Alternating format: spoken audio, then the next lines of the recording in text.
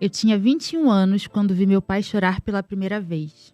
Estávamos no velório da irmã mais velha dele, uma segunda mãe que cuidou dele na maior parte da infância. Meu pai é o caçula de 12 irmãos, um homem negro, pastor evangélico que se tornou liderança desde muito cedo. Ele sempre foi aquele cara que as pessoas ficavam ansiosas para chegar no evento porque ele é a festa. Em algum lugar no meio desse gigantismo todo, e meu pai é um cara bem alto, meu pai perdeu a habilidade de demonstrar vulnerabilidade. Mas naquele dia, ao finalizar o sermão no velório da minha tia, eu vi uma rachadura se abrir naquela carcaça de fortaleza. Foi só na dor extrema de quem vislumbra pela última vez um grande amor que meu pai se permitiu ser humano assim, ser verdadeiro consigo assim. Naquele momento eu vi que a masculinidade, como diz o Emicida no prefácio do livro do J.J. Bola, é essa entidade quase espiritual que grita aos homens: você é livre e o mundo é seu. Esse belíssimo mundo de Marlboro, em que ao vencedor resta um câncer. Eu e meu pai nunca conversamos sobre o choro dele no velório da tia Zizi, mas desde então eu decidi me desafiar a compreendê-lo.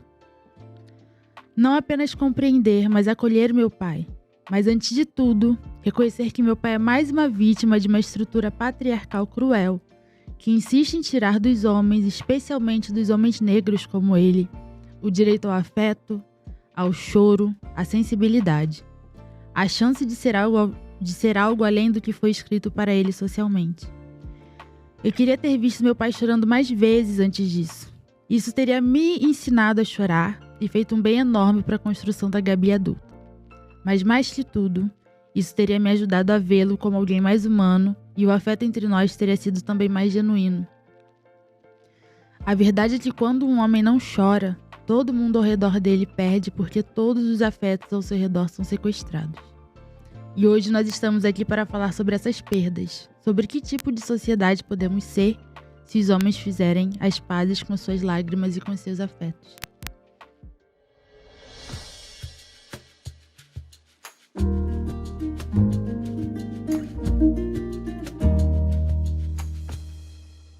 Eu sou a Gabi Leite e esse é o podcast Revolução de Afetos da Vaz. E hoje eu tô bem parecida com a Nina Simone, querendo entender como a gente consegue refletir o nosso tempo e os nossos afetos através desse lugar aqui.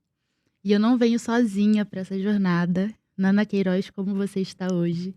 Oi, eu sou a Nana Queiroz, escritora e ativista da Vaz. E hoje eu chego aqui carregando todos os homens que eu amo comigo, principalmente os meus filhos Jorge e Vicente, que todos os dias me mostram a potência do que um homem pode ser se a gente parar de treinar eles para serem esses marionetes do machismo.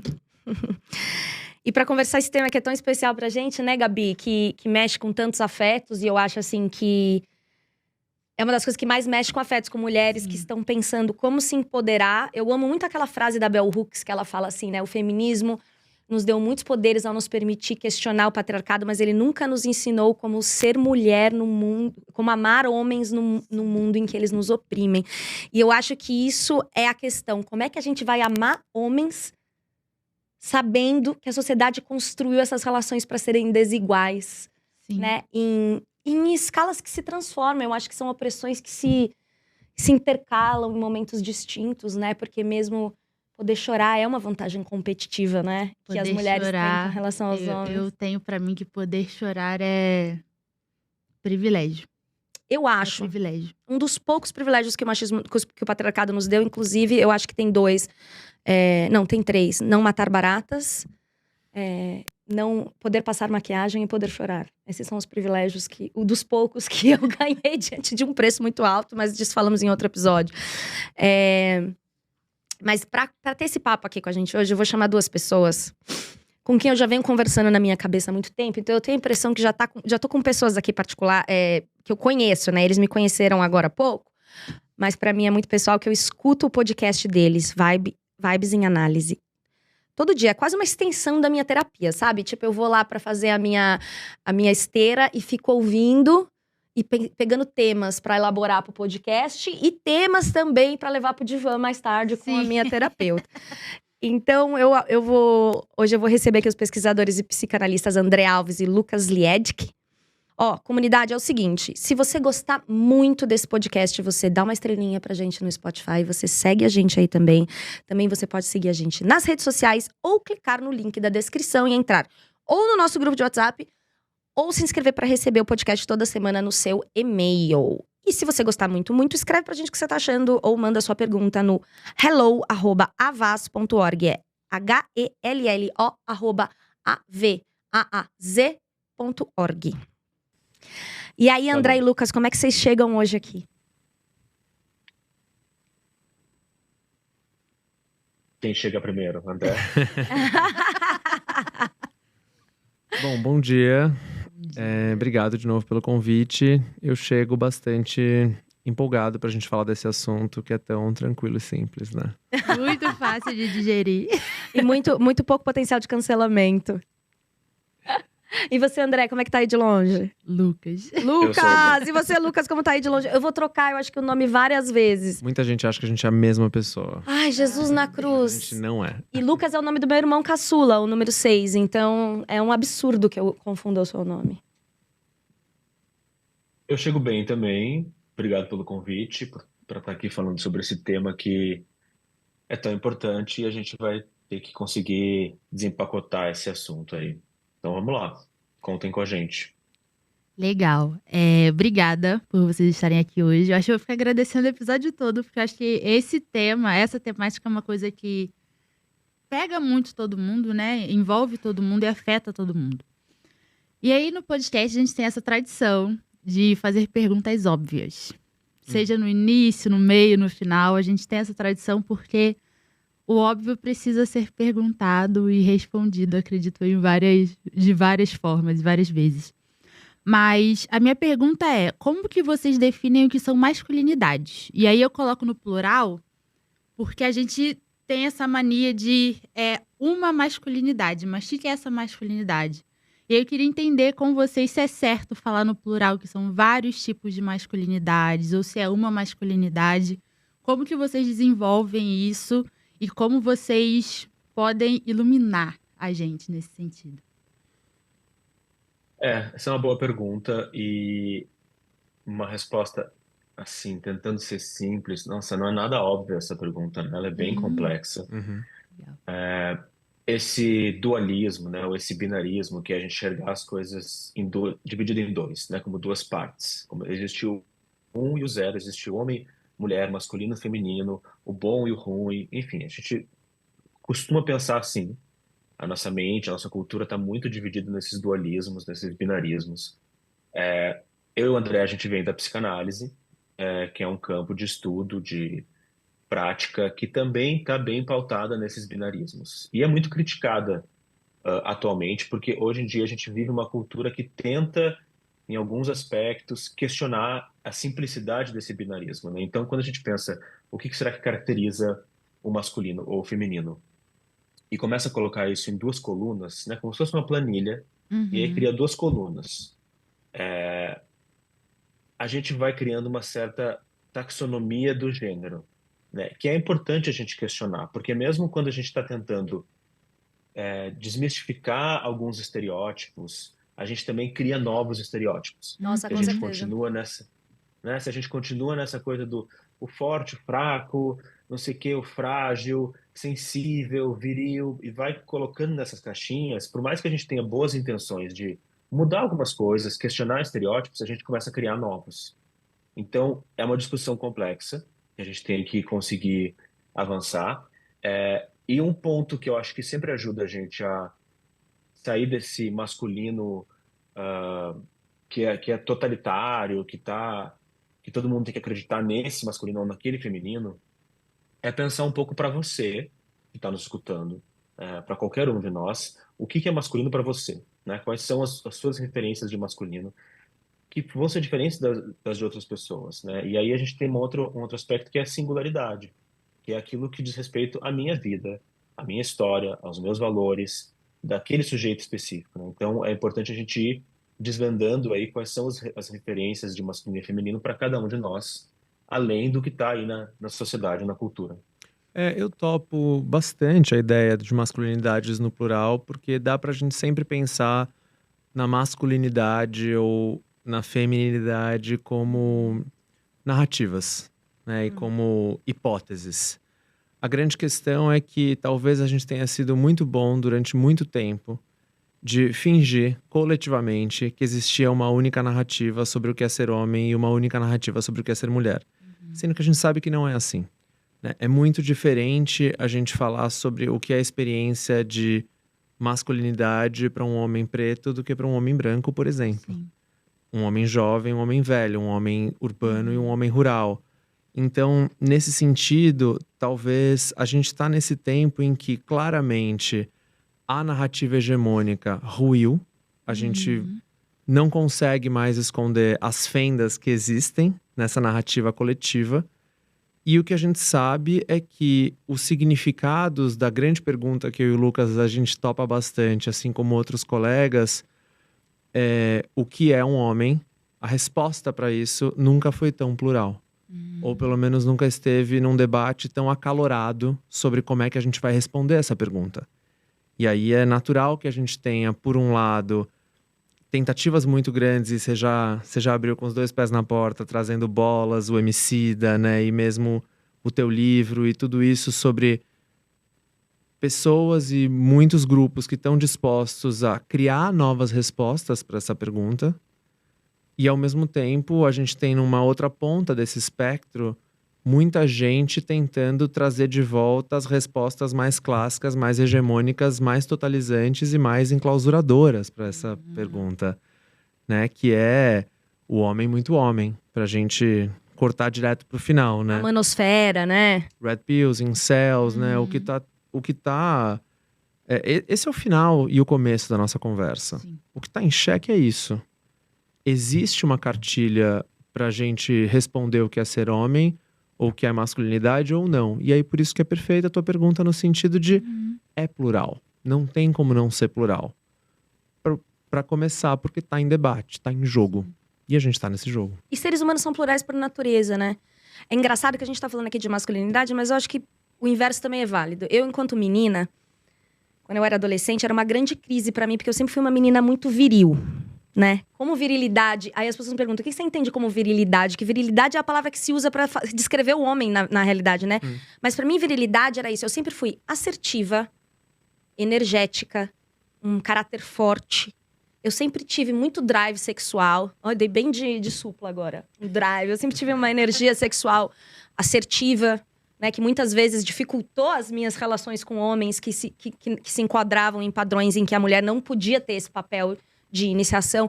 Então, pra mim, na minha adolescência, sempre foi muito difícil me enxergar enquanto mulher. E aí eu vou rebater a pergunta de volta pensando na masculinidade, né? Eu fico pensando, porque pra mim, eu sempre tive muito conforto em ser diferente. Pra mim é legal ser diferente. Eu gosto de ser diferente, isso faz com que eu me sinta autêntica. Mas, por outro lado, eu também gosto de me fazer parte de um grupo. Sabe, enquanto vocês estavam falando isso e eu fiquei muito instigada com essa sua proposta, Lucas, de que o que é masculinidade para você? Porque também, o que é masculinidade para você? E, ao mesmo tempo, há que significar alguma coisa em coletivo, né? Porque você quer fazer parte de um grupo. Para as mulheres, por exemplo, o grupo Mulheres é tão importante que está em disputa. Quem é que entra nessa conversa? As mulheres trans podem fazer parte do nosso clubinho quando a gente está lutando por direitos? Né? Quem é o meu igual? E a gente acha péssima essa coisa de criar o de fora, mas pra criar o de dentro, você cria naturalmente o de fora, né? Não sei se eu tô ficando muito meta aqui, mas assim, como é que a gente concilia essa coisa de descobrir quem a gente é individualmente, enquanto homem ou mulher, e ao mesmo tempo fazendo parte de um grupo de identificação do qual todo ser humano tem necessidade de fazer parte? E aí, como é que vocês desenrolam esse angu aí? Sim, exato. Eu acho que é uma navegação complexa, né? Que tem um dinamismo, assim, entre você conseguir ficar, primeiro, ter esse contato com o seu íntimo, com os seus valores, com as suas referências, com os seus gostos, com o que você valoriza, conseguir exercer isso, né? Ir atrás desse desejo, dessas pulsões, mas também conseguir pertencer à sociedade, aos grupos, ao social, a responder a demandas que vão existir. Bom, eu, enquanto homem, tenho alguns papéis que eu tenho que cumprir. né? Eu sei que eu vou precisar fazer algumas coisas de tal jeito, mas até onde? Até que ponto? Né? E o quanto será que isso está sacrificando, talvez, quem eu realmente sou ou quem eu realmente gostaria de ser? Então, esse movimento do pessoal para o social, né? Do íntimo para o coletivo, de questões que são da minha vida particular para questões que são muito mais culturais e que fazem parte de uma realidade que a gente tem que entender que existe uma realidade coletiva de um sistema que é patriarcal, onde o homem exerce mais poder sobre a mulher. Então, isso, todo mundo tá dentro dessa história, né? Existe discurso de misoginia, existe práticas de abuso e violência contra as mulheres. Então, como é que eu, enquanto sujeito, que não tô, teoricamente acho que não faço parte disso, porque é sempre o outro, né? O Uhum. machista é sempre o outro, o racista é sempre o outro, nunca sou eu Uhum. mesmo. É. Mas, em algum momento, a gente tem que parar e se questionar e fazer esse cálculo assim de, não, mas como será que eu estou inserido nessa história? O que que eu posso fazer para mudar essa história? E tem uma. Acho que a batalha entre identidade e pertencimento ela é travada dentro de nós todos os dias. Sim. E existe uma. A gente é essa espécie esquisita, né? Em que a gente não pode ficar nem longe demais, nem perto demais. Uou, gosto disso. E a gente passa uma vida tentando estabelecer equilíbrios e esses equilíbrios têm que ser reequilibrados ao longo do tempo que a gente está nessa existência. E o curioso disso é que, claro que a gente vai criando marcadores ou grupos aos quais a gente pertence ou aos quais a gente não pertence, e a gente faz questão de se distanciar como uma forma da gente ir construindo a história que a gente conta pra gente mesmo sobre quem a gente é. E, consequentemente, como a gente vai navegar o mundo. Eu tô intencionalmente margeando uma palavra que a hora que a gente jogar nessa mesa, o Lucas e eu talvez falemos 40 horas a respeito, que é a identidade. É uma palavra grandalhona e muito difícil da gente lidar nesse tempo. E no tempo de uma vida, aliás. Perfeito. Talvez seja grande questionamento de uma vida, a identidade, né? E aí, o que eu acho interessante a gente pensar sempre é naquela frase tão célebre, mas também um pouco até clichê da Simone de Beauvoir, que é não se nasce mulher, torna-se mulher. Da mesma forma, não se nasce homem, torna-se homem. Sim. E aí, jogando um pouco a minha Simone de Beauvoir, que é a Judith Butler, todo mundo, ela tem uma frase que a gente gosta bastante, que é todo mundo tem uma teoria de gênero. Uau, adoro. Todo mundo tem uma hipótese na qual acredita sobre quais são os papéis que os gêneros devem ou não desempenhar. O que pode ou o que não pode. Um homem, uma mulher, um homem jovem, um homem velho, um homem afeminado, um homem másculo, um homem forte, enfim. É vasto o campo. A questão é que a gente aprendeu ao longo das últimas 2 décadas, né, em que a gente está vivendo esse grande fla-flu ideológico, a demonizar qualquer coisa que toque nesse assunto.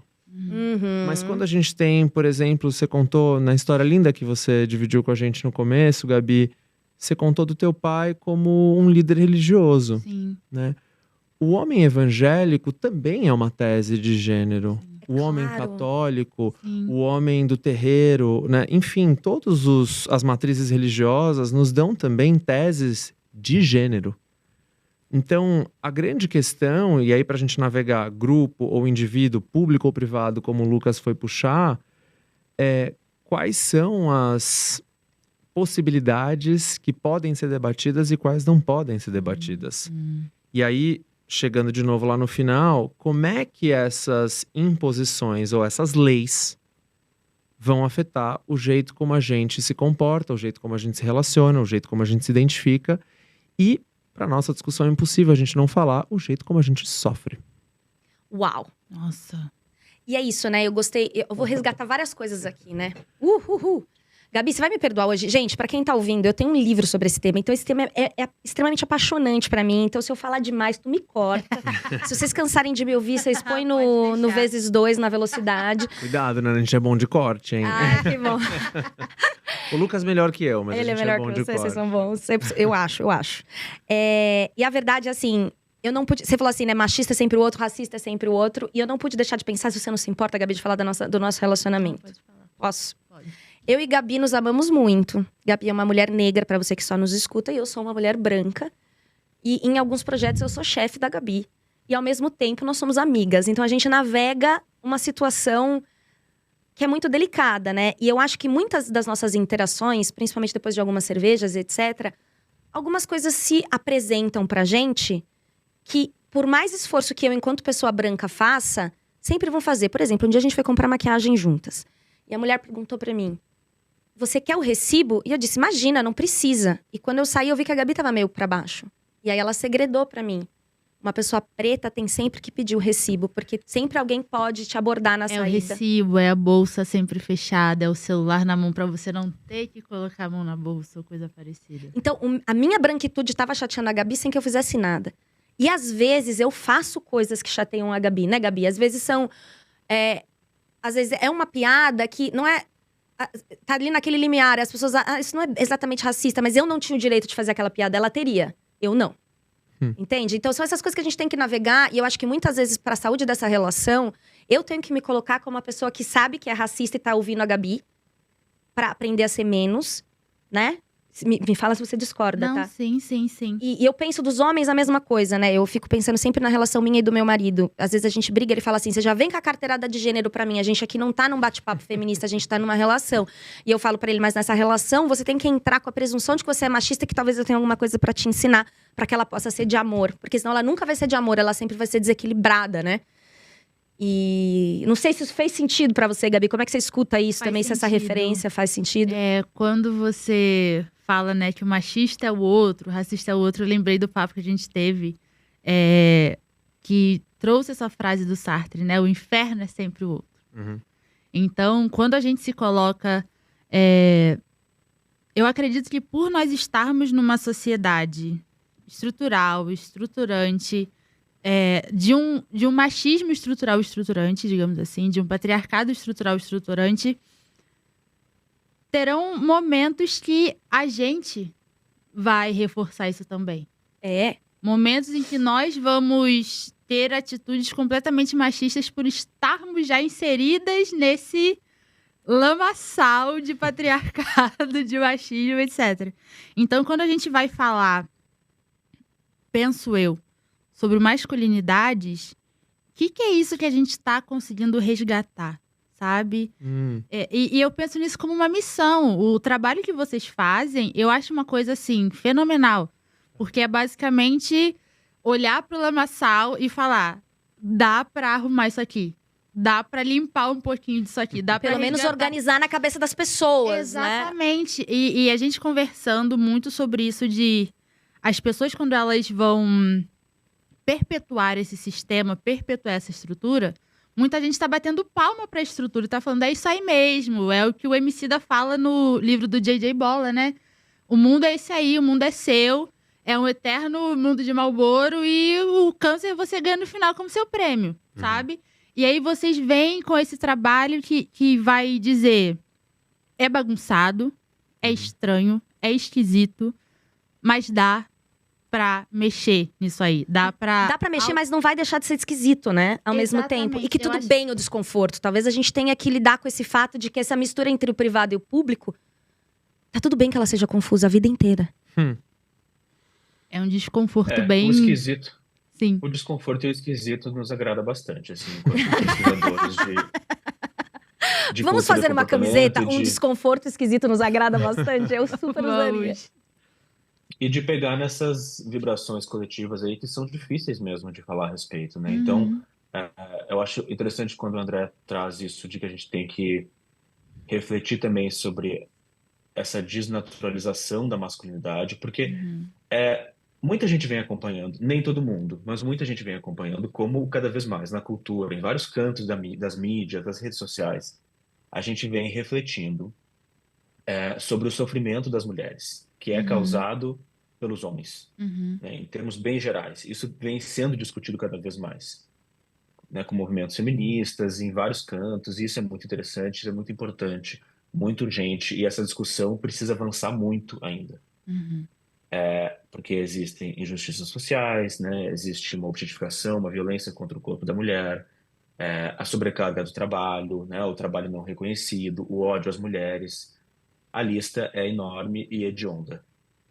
Agora, um ponto que talvez seja difícil de falar, porque ele não exclui necessariamente o outro, Uhum. é que tudo isso, talvez até em parte por causa de tudo isso, o homem também tem os seus sofrimentos. Sim. Claro. É difícil entrar nesse discurso, né? Até por um risco de cancelamento mesmo, de não, mas espera aí, agora vai falar de racismo inverso, né? Fazendo uma Uhum. analogia, não é exatamente a mesma coisa, mas a gente combina bastante esses assuntos. E aí, a gente pensar sobre a saúde mental masculina é pensar que, sim, talvez em função de tudo isso, os homens também sofram muito, os meninos também sofram muito, Uhum. né? Os homens, eles têm. Aí tem esses dados, né, de que os homens se matam 4 vezes mais que as Sim. mulheres, 80% dos alcoólatras são homens, então são adicções, né, como saídas muito precárias para o homem lidar com suas angústias. Por quê? O homem, ele não só, diante de tudo isso que a gente está falando aqui, não só ele cuida menos dos outros, mas ele cuida menos de si mesmo, Uhum. né? Uhum. Diferente das mulheres, que vêm cada vez mais buscando um- uma compreensão melhor de si mesmo, um autoconhecimento, né? Cuidar da sua saúde mental. Isso para o homem tá anos-luz ainda de distância, né? Para um homem médio, normal, assim, da massa. Então, a gente tem que começar a refletir também sobre esse sofrimento psíquico do próprio homem, porque ele vai impactar no sofrimento de todo mundo, né? Uhum. Como é que os homens vão poder ter conversas melhores? Eu acho que esse episódio se propõe um pouco a isso, né? A convidar os homens a falar um pouco mais sobre os seus sentimentos do que é ser homem, do sofrimento que também existe em ser homem, ou do que deveria ser homem, né? Como é que a gente pode construir novas masculinidades? Vocês falaram que vocês gostam de histórias, né? Então eu vou pegar um Histórias, gancho. histórias. É uma historinha rápida, na verdade, é uma pequena vinheta, mas teve no ano passado, eu fui convidado para fazer. Eu falo bastante de cinema, gosto bastante de filmes e séries, né? Então análise fílmica é um negócio que eu sou meio chegado. E eu fui convidado para um debate sobre A Noite do Dia 12, que é um filme francês que bombou ano passado, meio que, assim, gabaritou a sessão de premiações do ano passado. É um filme muito difícil sobre feminicídio. Uhum. E quando acabou o filme, eu fiquei muito impressionado. Era uma sala de cinema pequena, né? Claro, quem tava vendo um filme francês terça-feira à noite sobre feminicídio, mas aí... Sim. Quem tinha estômago pra eu isso. tava lá. E aí, me chamou muita atenção, e o Lucas e eu, a gente conversou um pouquinho sobre esse episódio, que o debate do final do filme enveredou muito rápido para os homens são lixo, os homens destroem tudo, os homens acabam com tudo. E foi curioso ver a linguagem corporal dos homens na sala, né? Que, assim, já estavam no final do filme encolhidos e foram quase para a posição fetal conforme o debate foi avançando. A tese que eu e o Lucas a gente está tentando estabelecer é que a gente precisa de mais do que os homens são um lixo. Com ou boys certeza. são lixo, ou... esse debate, ele é muito paralisante e ele é muito pouco produtivo. Não produtivo no sentido de produtividade, mas produtivo no sentido de transformar nossa capacidade de pensar, de agir, de se relacionar. Sim. Se a gente ficar estacionado nesse lugar de homem é tudo igual, nem todo homem, mas sempre um homem. Claro que essas máximas são verdadeiras. Claro que essas máximas estão em jogo. Mas eu ando meio obcecado por uma ideia do Safatler de como é que a gente consegue ressoar o tempo do desnorteio. Como é que a gente consegue abrir espaço para Aham. se dar conta de que não tá tudo bem. Tá muito longe de estar bem. E para os homens tá muito longe de estar bem. Tanto psiquicamente, né? Tanto intrasubjetivo quanto intersubjetivo. Né? Não tá bem nem dentro nem nas relações.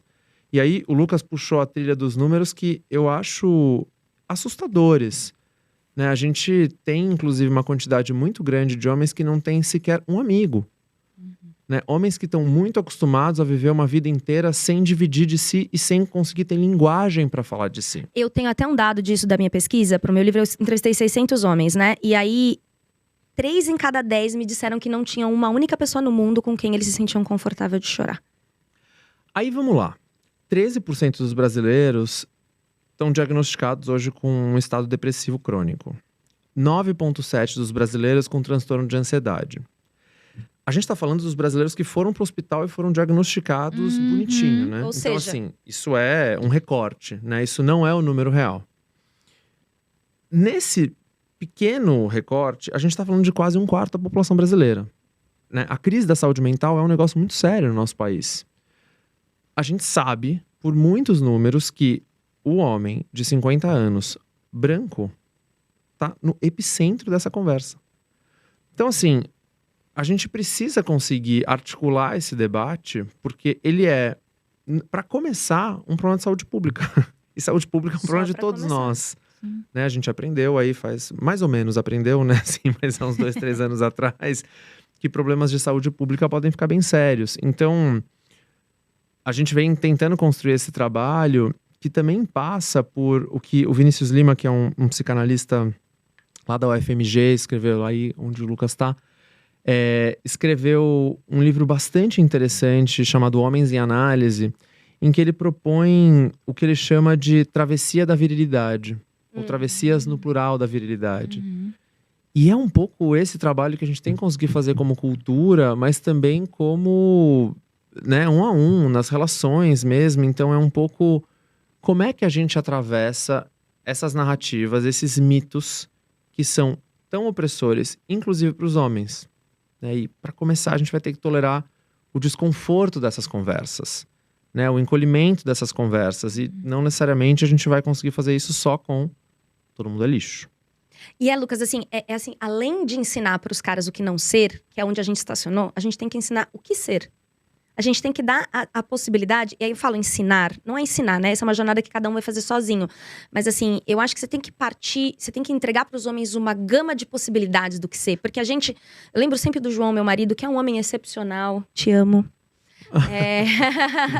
Que me disse quando ele se tornou pai que era muito difícil ser pai, porque ele não tinha nenhuma referência do pai que ele queria ser.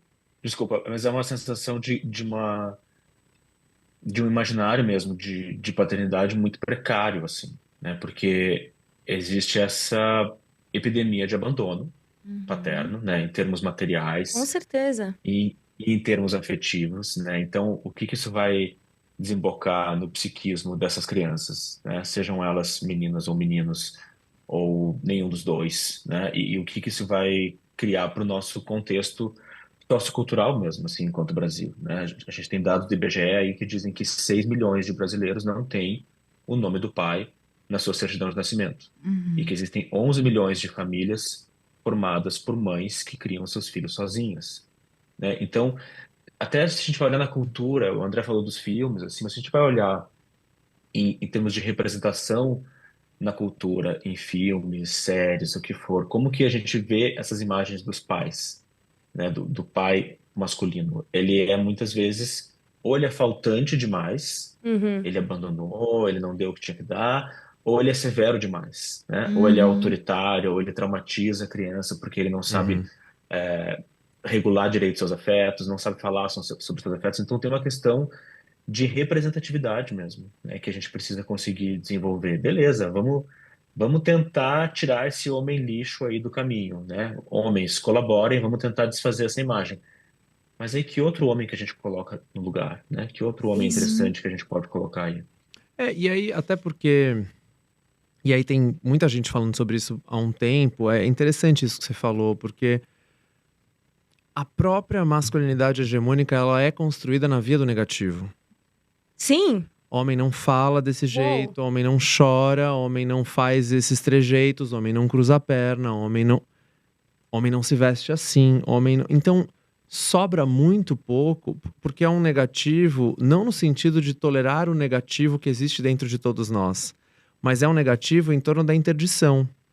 E é por isso que, quando a gente está nesse trabalho de tentar encontrar caminhos possíveis do que poderiam ser novas masculinidades, é muito mais frutífero, muito mais fértil a gente achar isso em grupos dissidentes.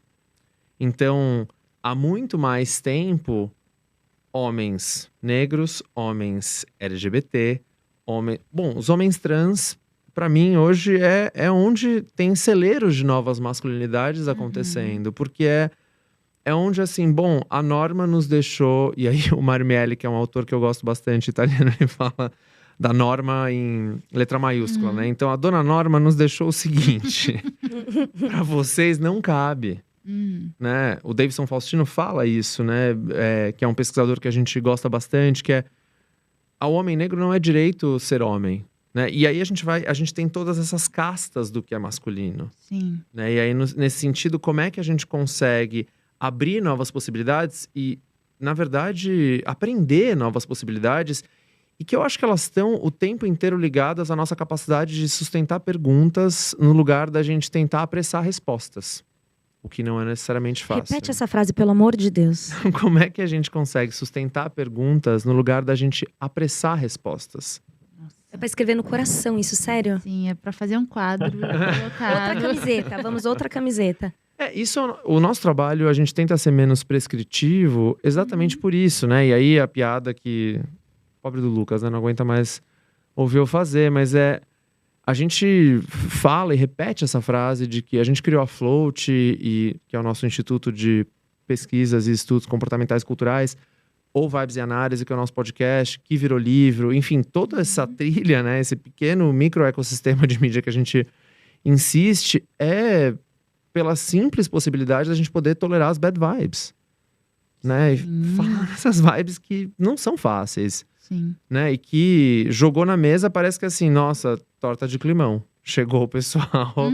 Do papo desconfortável. E a gente já tá sempre vestido de preto, né? Então, assim, tem Nossa, essa é a Gabi. A Gabi só veste preto. A gente combinou que ela ia, pelo menos 2 episódios, colocar roupas diferentes. Aí ela me traz o roxo escuro. Ela veio de… Não, ela veio de cor púrpura hoje, não é pouco. Cor púrpura. A gente, durante todo o assunto, surgiu muito essa questão do recorte de raça, né? Que eu acho uma coisa muito latente quando a gente traz pro contexto brasileiro, em que mais da metade da população brasileira é negra. E aí eu tenho um amigo que é justamente a pessoa que foi me apresentando a esse conceito de o que são masculinidades, como a gente pode entender isso, como a gente pode desconstruir para construir alguma coisa aí. E o Ronan, ele é mestre em teologia da PUC, mestre em teologia na PUC, no Rio de Janeiro. Ele é pai de 2 meninas, a segunda filha nasceu agora, a Rafaela. Ele é esposo da Natane, que é uma mulher negra maravilhosa também. E aí, eu trago um áudio do Ronan pra gente ouvir, justamente para falar sobre isso. Como é essa questão da masculinidade negra, das masculinidades negras. E aí, eu trago também uma frase da Audre Lorde, que eu tô viciada em ler tudo que ela escreveu, que ela vai falar que mulheres negras, e aí eu peço muito que as pessoas entendam isso no cerne da questão, que na verdade mulheres brancas podem estudar e pesquisar e falar sobre a obra de mulheres negras. E aqui vocês são 2 homens brancos, então que a internet seja misericordiosa em ouvir 2 homens brancos ouvindo a experiência de um homem negro falando sobre masculinidades no Brasil. E o Ronan, ele tem toda essa experiência de ter crescido numa igreja evangélica desde cedo, ser da Baixada Fluminense do Rio de Janeiro, que é uma área longe do grande centro urbano. Então, o Ronan, é provável que ele tenha tido uma vivência muito diferente da de vocês. Provável, certamente, né? E aí eu queria pedir pra galera da produção tocar esse áudio pra gente poder discutir como essas masculinidades negras também elas são formadas. A gente tem esse dado do Atlas da Violência, que ele vai falar que a cada 18 minutos, a cada 23 minutos, né, morre um jovem negro no Brasil. Um homem, né? Um homem, E é uma realidade que a gente pensa, qual é o papel da masculinidade dentro desse dado, sabe? Qual é o papel da construção de uma masculinidade? Porque tem racismo, mas tem também machismo, né? Se você pensa, eles morrem também, briga em bar, acidente de carro, acidente com armas em casa, por criminalidade, por ser vítimas de homicídio e por serem os executores de homicídio. Então, assim, tudo isso não é à toa, né? E só pra dizer, também, enquanto os meninos estão procurando aí o áudio pra passar, que são 2 meninos por trás de 2 grandes mulheres aqui nessa produção. E vários outros também, né? Zarpa, Christoph, sempre aí dando força pra gente. Diego, que foi um dos grandes entusiastas desse podcast. Então, assim, é engraçado pensar assim que foram vários homens que trabalharam para que esse podcast botasse a voz de 2 mulheres no ar. E nenhum desses homens se enfraqueceu nesse processo. Pelo contrário, né? Pra mim, a liderança de cada um deles se destaca ainda mais, assim. Mas bora lá, meninos. Para ouvir o Ronan. Oi, gente, meu nome é Ronan, eu tenho 34 anos, sou pai da Alice e da Rafaela, sou esposo da Natane e sou pastor. Eu moro na Baixada Fluminense e começo falando áudio por tudo isso, porque são essas coisas que perpassam a minha masculinidade. Eu, enquanto homem, fui criado num ambiente forçado a perder a virgindade muito cedo, a não chorar, a de alguma maneira, criar uma performance de alguém que eu não era e de alguém que eu não sou. Conforme eu fui crescendo, eu fui me descobrindo enquanto homem e ainda assim duvidava porque eu sempre fui mais sensível, mais atento às situações, mais emotivo e não falo necessariamente de chorar, mas sim de expressar mais as minhas emoções. E enquanto homens que nós não somos ensinados a isso. Enfim, depois de muito pensar, depois de muito viver, depois de muito levar na cara e nas costas e no corpo inteiro, eu me encontro enquanto homem, me sinto em paz enquanto homem, justamente porque fui percebendo que a masculinidade que eu tenho, ela não precisa ser igual a todas as masculinidades que são impostas para nós, inclusive a padrão. A masculinidade que eu tenho é uma masculinidade negra, que se importa com questões que muitos de outros homens não vão se importar, não vão se atentar. Uma masculinidade que briga de toda forma não ser apenas hipersexualizado e colocado como alguém que aguenta todo o tranco. Tem horas que eu não aguento e tá tudo bem. Tem horas que eu não tenho vontade de fazer sexo e tá tudo bem. E são essas e outras coisas que eu poderia falar sobre masculinidade, sobre a masculinidade negra que eu possuo e vivencio. E o meu desejo é que cada homem encontre sua masculinidade e consiga estar em paz consigo mesmo, a partir da sua história, da sua trajetória de vida e de tudo aquilo que o perpassa e que ele possui.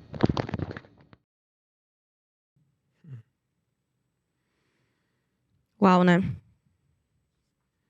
E aí, quem gostaria de tecer comentários sobre essa fala? Eu vou começar então, Lucas, pra gente sair do jogral. Você fala, eu falo, você fala, eu falo. Agora a gente inverte.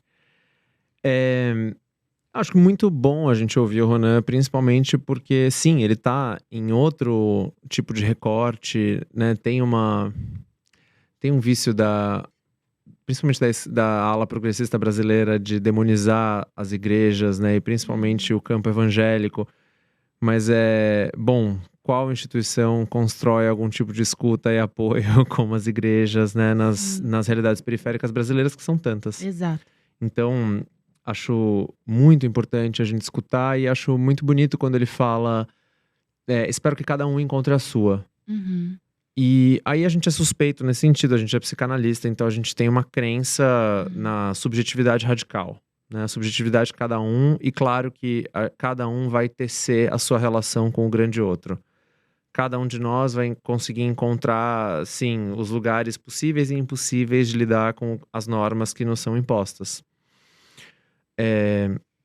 Acho importante a gente, inclusive, conseguir falar sobre como que os atravessamentos de raça, como que os atravessamentos de sexualidades e orientações, por exemplo, impactam tudo isso. Do prefácio da edição mais recente de Pele Negra, Máscaras Brancas do Fanon, que a Grada Quilomba fala. O Fanon foi tão incrível em tantos sentidos e é tão curioso que o livro inteiro é construído para o homem.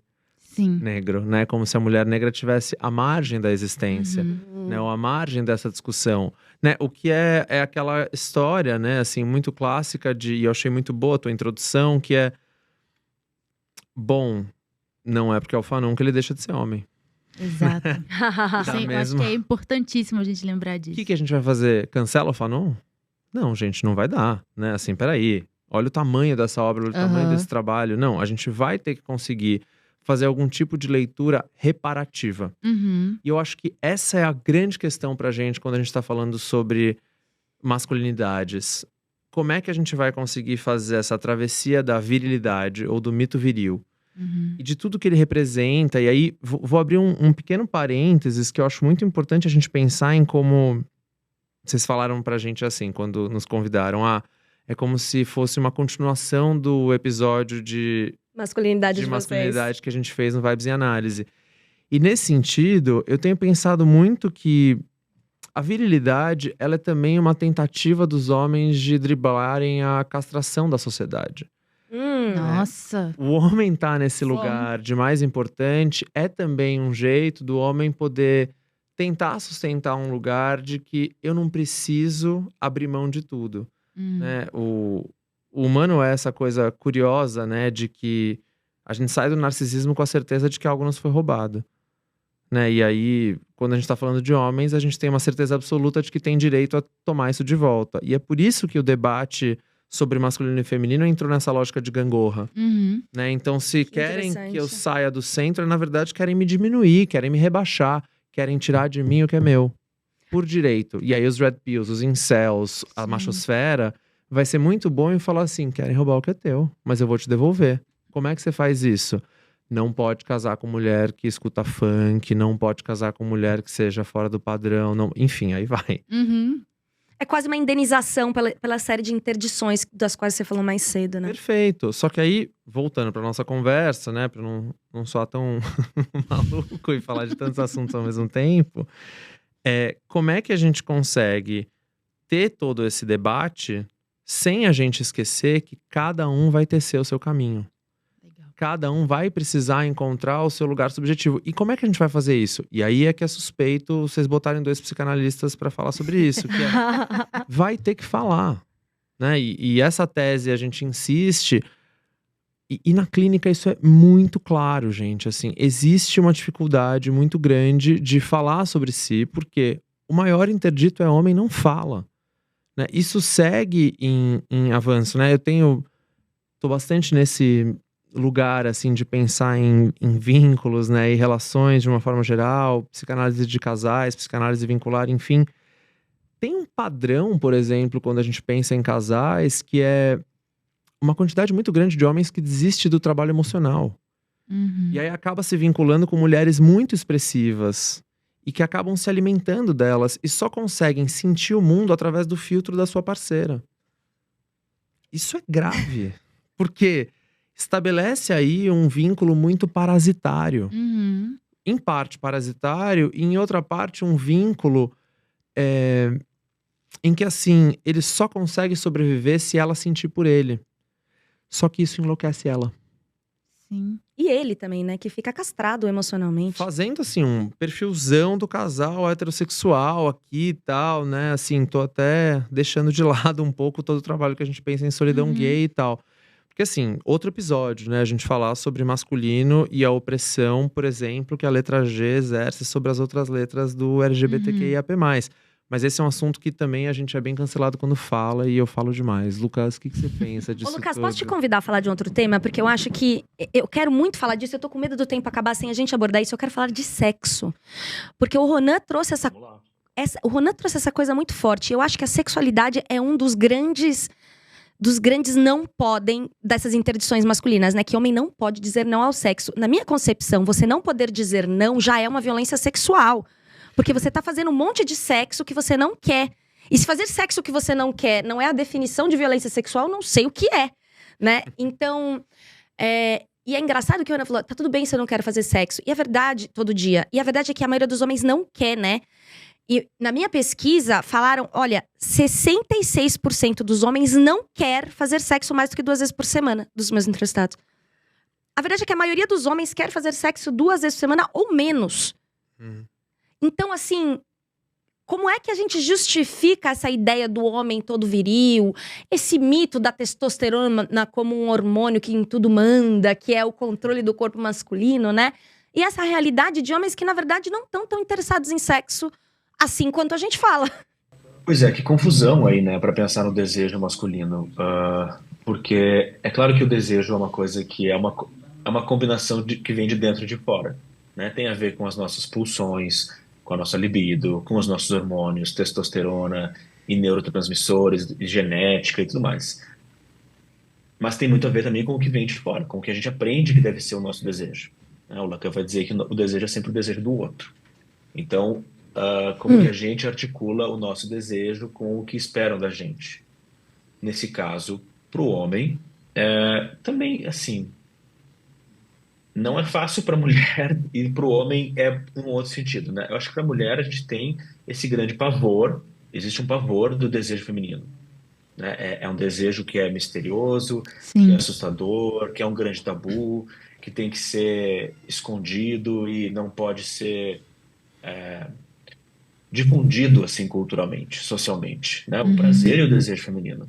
O do homem entra nesse outro lugar que você falou muito bem, que é essa pressão por um desejo, não só um desejo, mas uma capacidade de performance, né? De potência. Então, a potência do homem, ela tem que ser sempre uma hiperpotência, né? Que é o homem que é imbrochável, que é o mito, né? Esse é o grande mito. A virilidade é um mito porque é um ideal. E se é um ideal, a gente nunca atinge ele completamente. E isso faz parte da estratégia de poder do masculino, enquanto gênero, né? Que é realmente esse culto ao próprio ego, né? Um narcisismo que é inabalável. A gente falou aí de castração como esse conceito que é simbólico, né? Uma castração simbólica que é todo mundo tem suas limitações, todo mundo tem seus cansaços, seus dias que não tá bem, que não vai conseguir. Mas para o homem existe um pavor de entrar nesse lugar e para as mulheres também, porque a gente vive numa sociedade que é masculinizada, né? No sentido de hiperprodutividade, de performance. Então isso está aí para todo mundo. E aí é curioso, assim, porque quando a gente começa a pensar nessa questão das faltas, né, das falhas, de conseguir olhar, fazer um olhar crítico para si mesmo, para o homem, como ele não faz isso com tanta frequência, ele se torna mais frágil, né? Ele tem medo de fazer e desmoronar. Uhum. É uma estrutura mais precária, né, que não pode ser tão questionado assim. Então você fica tentando se manter num patamar que é realmente muito alto. E isso vai ser o que a gente pensa como masculinidade tóxica, né? Que é você acaba fazendo mal para os outros e para si mesmo, porque não tem essa possibilidade de ser frágil. Você tem que estar continuamente reafirmando a sua força, inclusive a sua força sexual, né? É engraçado que veio muito assim, aqui o tema, várias vezes pincelando, né, sobre o medo da voz masculina, né? E eu gosto muito disso que vocês estão falando. O homem vai se entender quando ele falar, e nisso eu concordo com os psicanalistas, apesar de nunca ter tido inveja do falo. Que é isso, né? A gente Nem precisa... vamos abrir essa porta. Nem vamos abrir essa porta. Porque ela é tão complexa que a gente vai ter que marcar um outro dia para Um conversar outro dia sobre. só pra isso. Mas assim, eu acho curioso a gente falar disso, né? Da onde vem o medo. E aí eu tenho um lugar de fala muito legal para dar uma cutucada aí nas feministas por me tratar de uma, né? Fica bem no meu lugar de fala, que é: da onde vem o medo das feministas de ouvir os homens falarem sobre o sofrimento deles com a masculinidade? E eu amo uma ideia da Bell Hooks, que pra mim é Deus no céu, Bell Hooks ao lado. Nem é na terra. E ela fala assim que o medo das mulheres de ouvir os homens falarem sobre masculinidade é o medo de reconhecer duas coisas. Uma é que nós falhamos na principal função que a sociedade patriarcal nos deu, que é fazer os homens se sentirem amados. E o segundo é reconhecer que a gente também, em diversos momentos, oprime homens em situações de mais vulnerabilidade que a gente.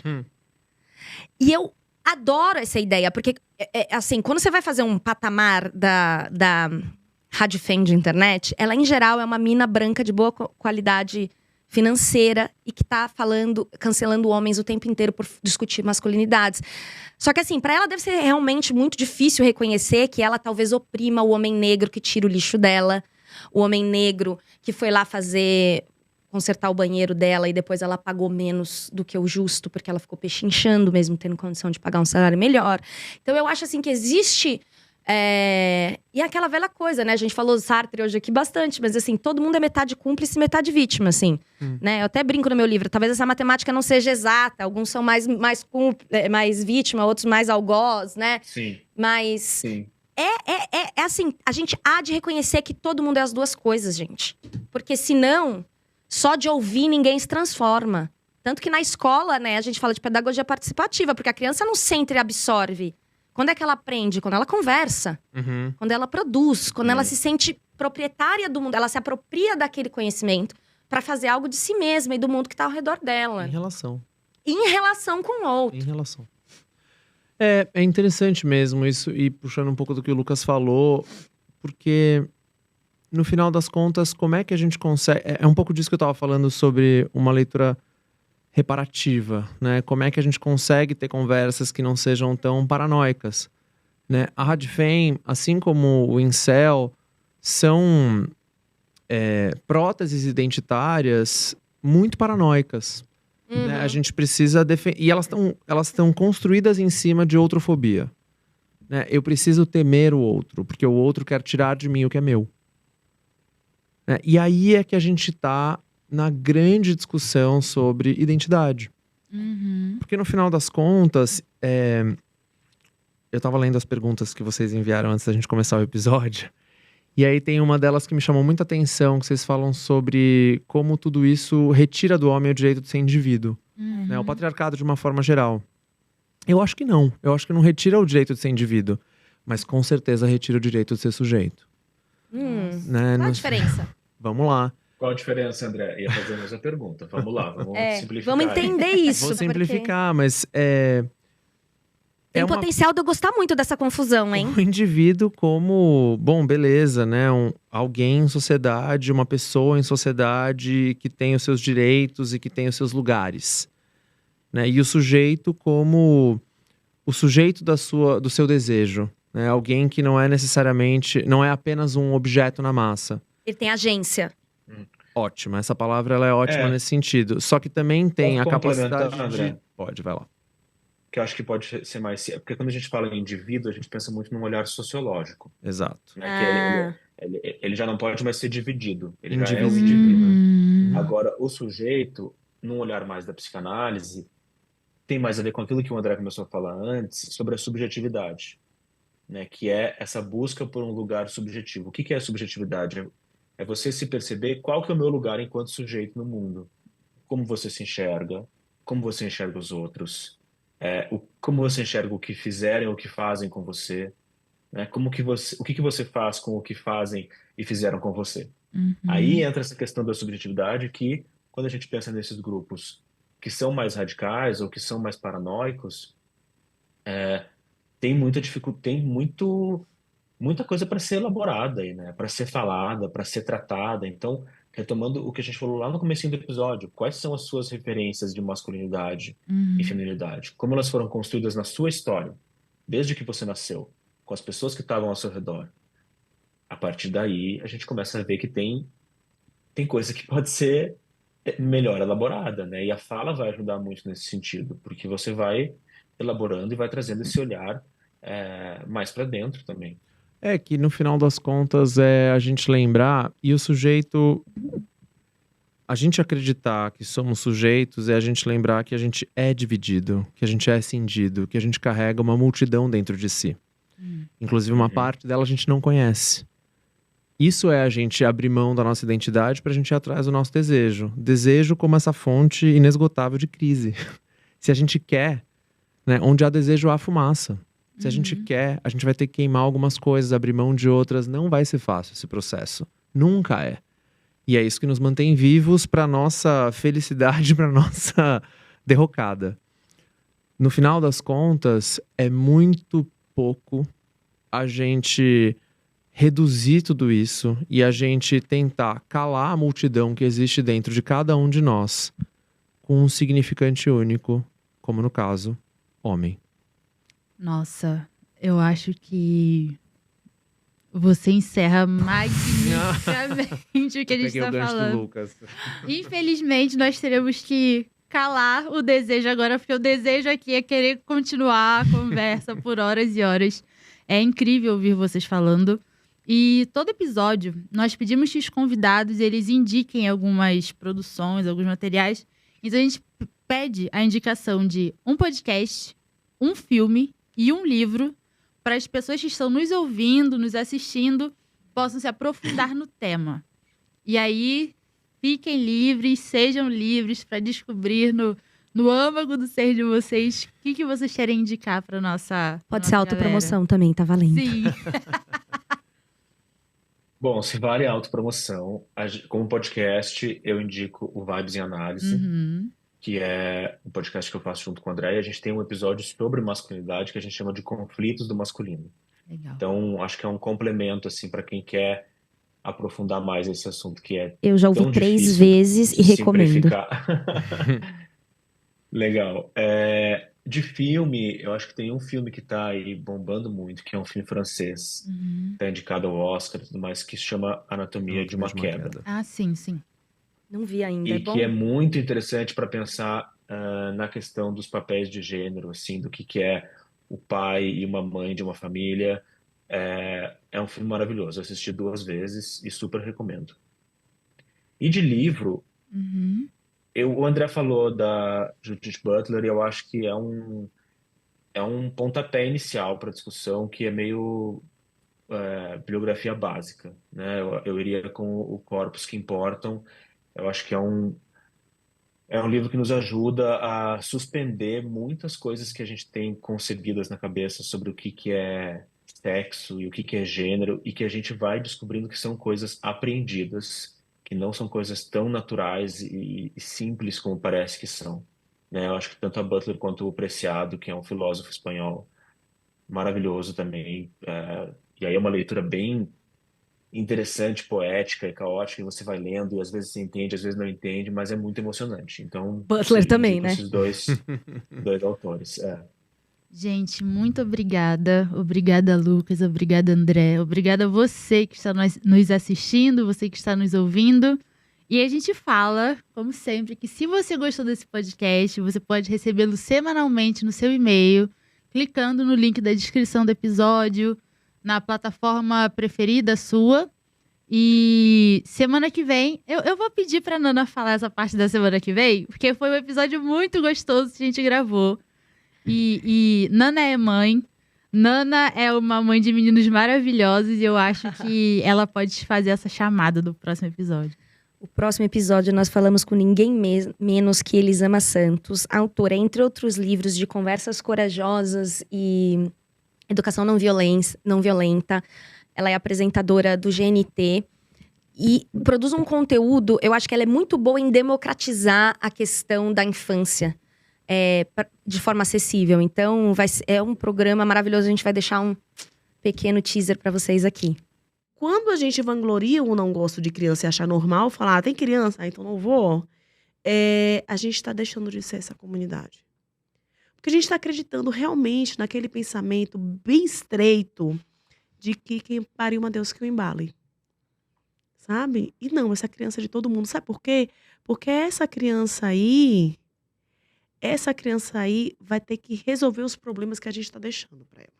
E se você gostar muito das nossas discussões, se você está amando tudo que nós estamos falando, debatendo, ouvindo, principalmente revolucionando aqui, você pode deixar sua estrelinha na sua plataforma preferida, você pode curtir no YouTube também e seguir os meninos do Vibes em Análise, que eu acho importantíssimo também fazer esse merchan aqui colaborativo, né? Exatamente. E revolucione alguém ao seu redor, manda esse podcast para alguém que você acha que realmente pode se transformar com ele. Um grande beijinho e até semana que vem. Obrigado, beijos. Gente, foi muito gostoso. Obrigada demais. Denso, sabe? Mais leve ao mesmo tempo.